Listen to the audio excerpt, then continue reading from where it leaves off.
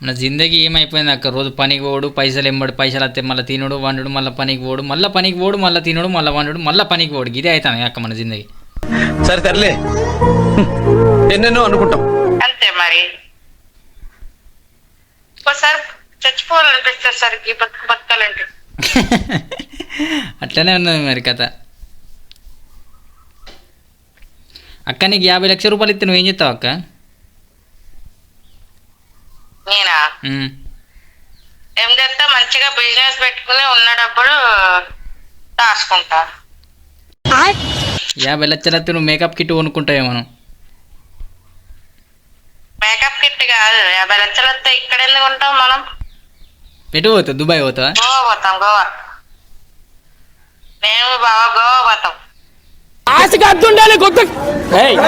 ఇక మేము అంగడికి పోతాం, ఇక అంగడి పోయి చిల్లర అడుక్కుంటాం ఇక.